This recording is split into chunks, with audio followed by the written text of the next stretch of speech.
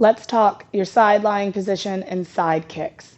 It's one of the most frequently asked questions in any of my mentoring and teacher training is how do you get the body into that ideal side lying position? And ideally, you use your spine corrector because it gives you that support of the mat coming up into the curvature of the side body, as well as gives you elevation to find out how to deal with the height of the shoulders. And yes, I said the height of the shoulders because once we go out over, we've got this nice little groove for the thigh, right? Which then means you can actually support the oblique line as it comes over the barrel. Depending on where the shoulders are going to hit the arc of the barrel and how high the hump of your barrel is depends on like how far away from the ground you can get. But the joy of it is you can place the hand, you can press into the barrel, you could do a whole press of forearm and upper arm. You could even stack up a block or two. Hey, I've got one right here. Right? So you can find where that elbow support is for under the head. Now, you're able to actually support a little bit of curvature because now we're really in more of actual a side bend in our side lateral position, okay?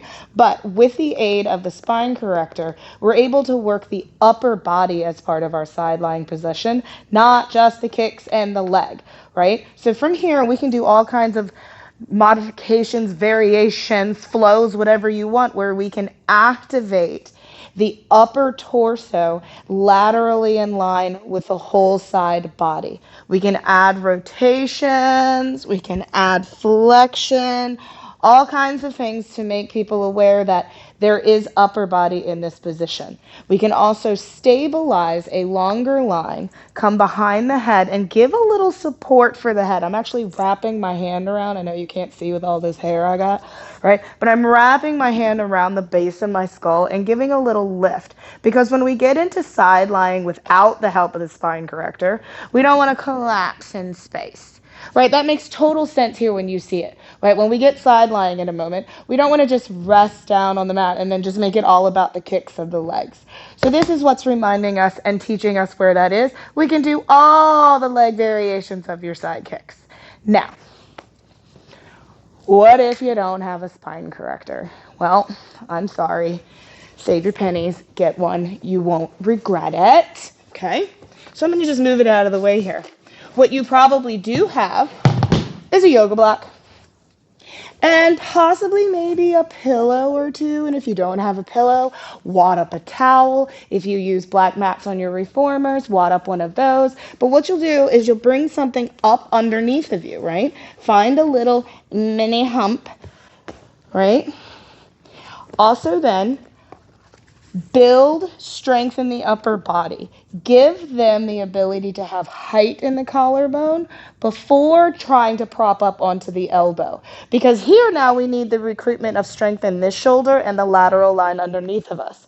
And unless we've really built that, it's kind of mean to just say, all right, everybody, up on the elbows, other hand behind your head, go to town, because now you can see the relevance of what the spine corrector did to come up and support that shape, okay? But even starting with just basic hands down, instead of letting people crumple, let the mat come up and support them. That is the whole concept of the spine corrector and the barrels in the first place. Then once you've built that isometric stability through the core as the leg is doing the leg thing, and I'm a big proponent of doing side kicks with the bottom leg bent for a little while because it gives more stability. It also, you saw me do it on the spine corrector, just connecting it together there, right? Because once we want to take this all the way up to our actual side kicks kneeling, can you now see again the relevance of that curvature of the spine corrector coming up so that we can find that length out onto a strong shoulder? Little things that connect the work. But remember, your side lying position of your side kicks is the first load in your mat work to your lateral body. So you really want to make sure that you're emphasizing the form and position of what the stabilizing work is through the obliques and the rest of your core, so that when we get higher and higher up into that lateral work of one arm, your kneeling side kicks, your side bend, your star, twist 1 and 2, you've already built that stability through the lateral line of your body.